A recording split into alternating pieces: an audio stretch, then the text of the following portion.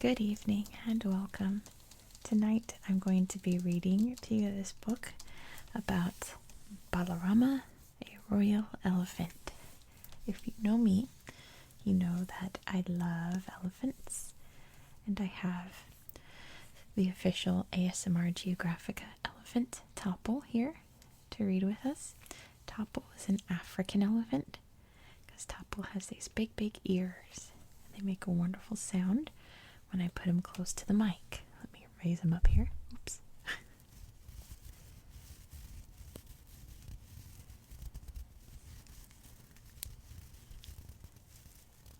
It's a great sound. I'm just going like this. Like that. It sounds awesome. Let's hear it again.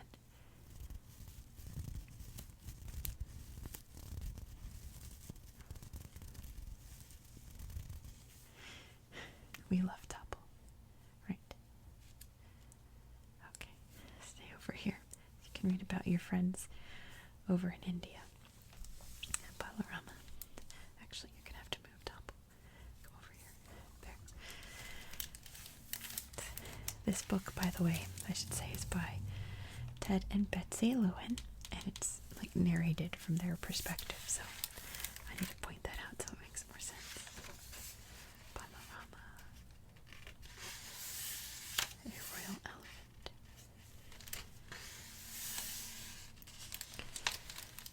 There's a cool picture of India here. That's where our story's taking place.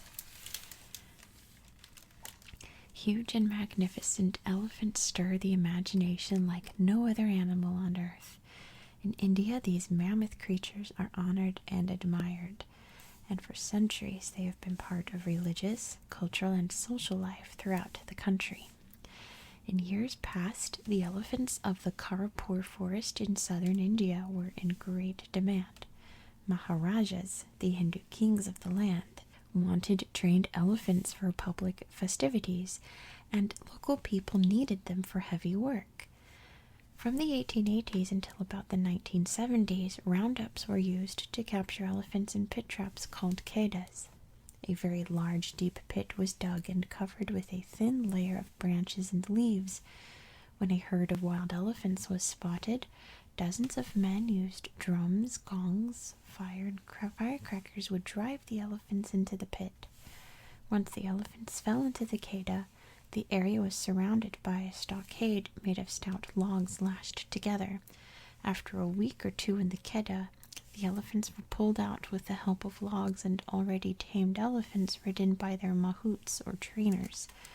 Only then did the process of training the exhausted, dazed creatures begin. It's really sad. Because of the pain and suffering inflicted on the elephants, kedas are outlawed now. Today, great herds of these giant wild animals move peacefully through the Karapur forest. The forest is also home to many camp or trained elephants that are used for festivals and work. Some of these elephants were captured before the kedas became illegal. Others have been born to camp elephants. The animals are cared for and trained by their mahouts, who live side by side with the elephants in the forest. Mahouts have a deep, lifelong connection with their animals.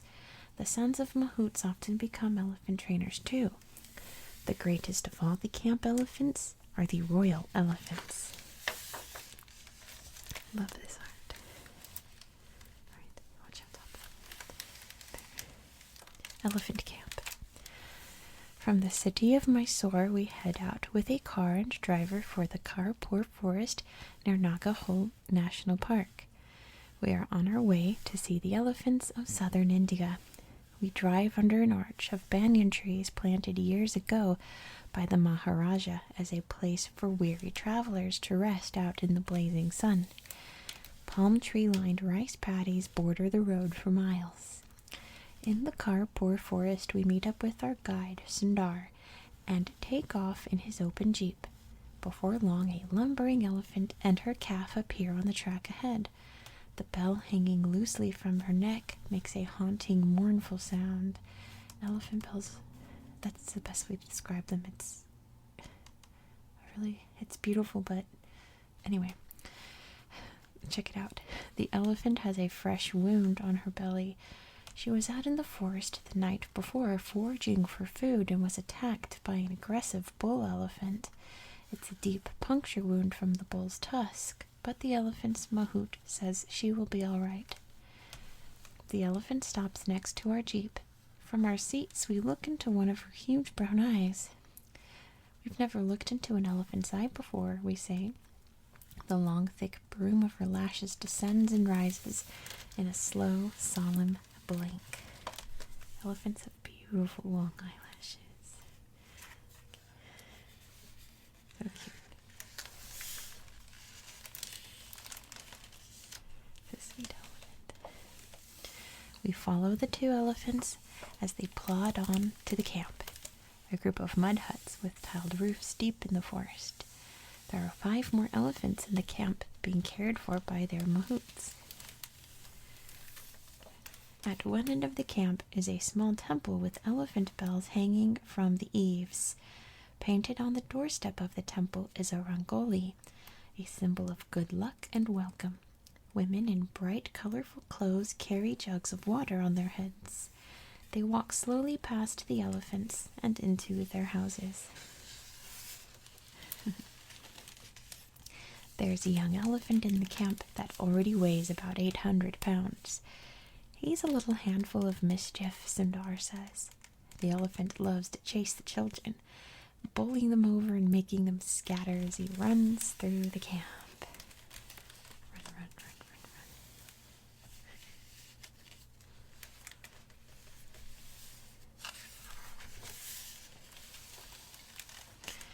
run. Sundar stands in the smoke drifting up from a big pot of elephant mash that smells like baking bread. The mash is a mixture of water, salt, millet, and gram flour. It is very nutritious, and the children love it as much as the elephants. The mahout's children surround Sundar. They know by heart the story he's about to tell. We join them. Drona, the lead royal elephant, is very clever. He loves bananas. He knows that every week a big truck loaded with bananas comes up the forest road. One day, as soon as Drona smelled the bananas, he walked to the road and waited near the top of a hill. Drona watched as the truck came slowly into view. Nearing the top of the hill, the driver shifted gears and pushed down on the gas pedal. Nothing happened. The truck wouldn't budge. The driver and his helper couldn't understand why they weren't moving forward. Then the driver glanced in the rearview mirror, and all he saw was elephant. Drona had grabbed the back of the truck with his trunk and was holding the truck in place. The men were so frightened they leaped from the cab and ran into the forest. Drona then tipped over the truck and ate all but 1 case of bananas. The children laugh as if they were hearing the story for the first time. We ask Sundar if we could see Drona. He says Drona is at another camp near the Kabini River. He will take us there. Ta-da! Drona, big tusks. This one, it's right here. During our drive to the camp, Sundar tells us that Drona is a mighty tusker. He was chosen many years ago as the Ambari elephant, the highest honor an elephant can receive. The Ambari elephant is the lead royal elephant of the Maharaja of Mysore's annual parade through the city on the last day of Dasara, a centuries-old royal and religious festival.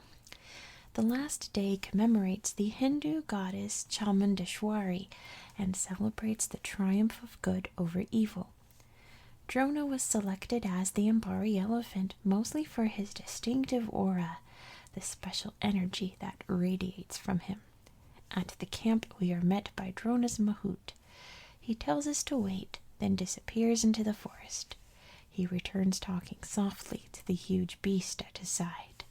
Drona's forehead is massive, his tusks thick and pointed. He faces us and his ears come forward. He is magnificent. We feel his aura strongly.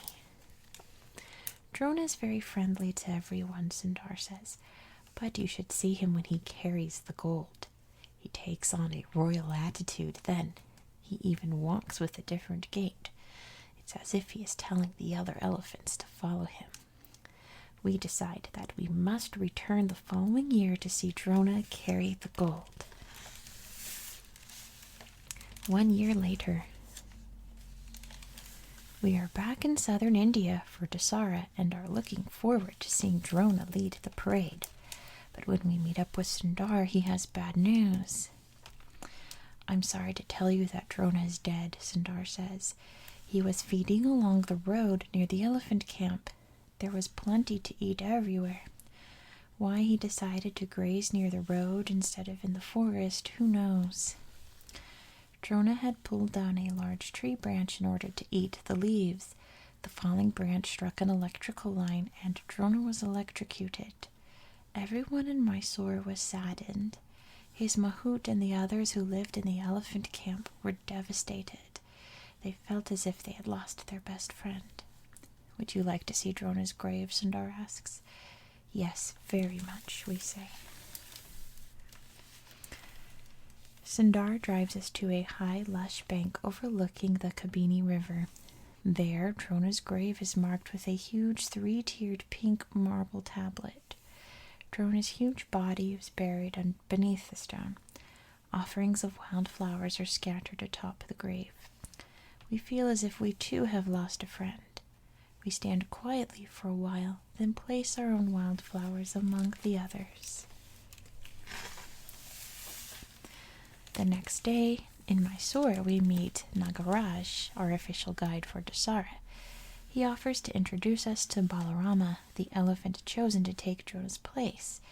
It will be Balarama's first time leading the Maharaja's parade, his first time carrying the golden howdah, an 800-pound ceremonial carriage made of wood sheathed in gold. Inside sits a statue of the goddess Chamundeshwari. It's a short walk from our hotel to the Maharaja's palace where the parade will begin. Some people think there will never be another Ambari elephant like Drona, says Nagaraj.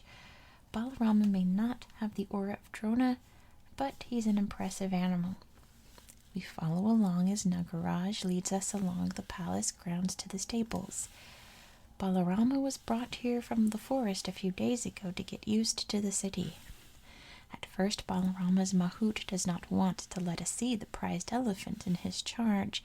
He steps in front of the stall's small barred window and waves us away. Nagaraj holds out his official badge and the mahout relents. He opens the large stable door and calls quietly to the elephant within. Slowly, Balarama emerges. He peeks out, high above us. Then his brightly painted head and shoulders appear. He is very impressive.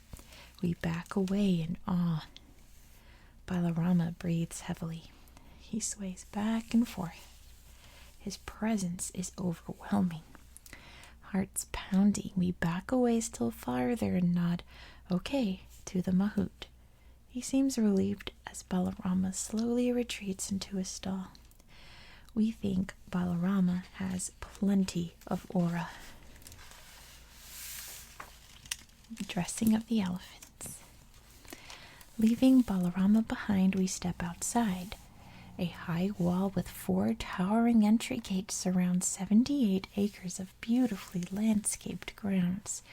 In the center sits a magnificent palace that is home to the Maharaja of Mysore and his family. Along one wall, by a grove of trees, the mahouts have pitched their tents.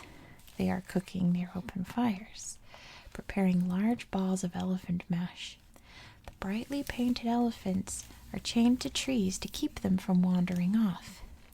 Children run over and stuff the mash into the waiting mouths of the elephants.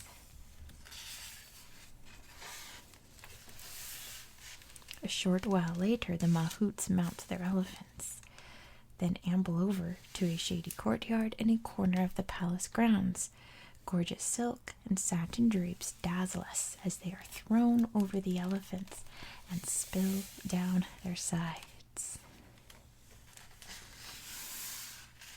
Gorgeous.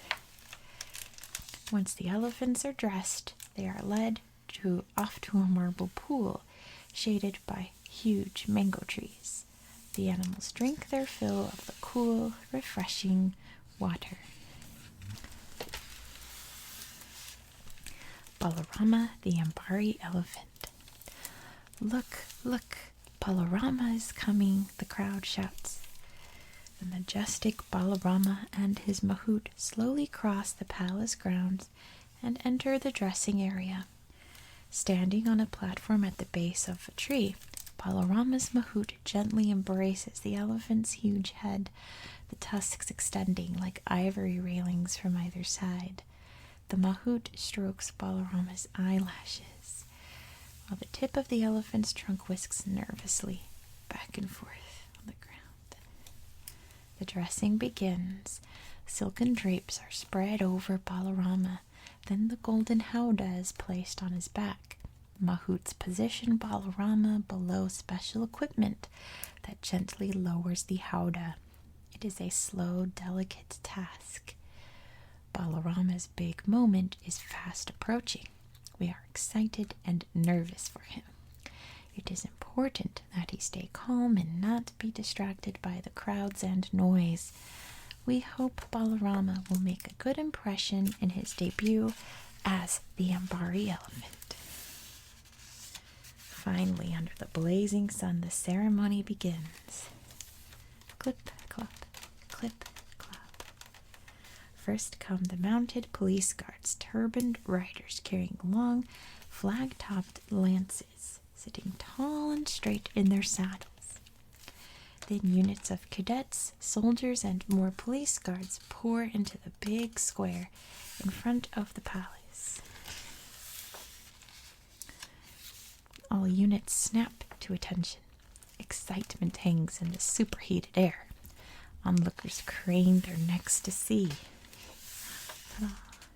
And there he is, Balarama, carrying the golden howdah.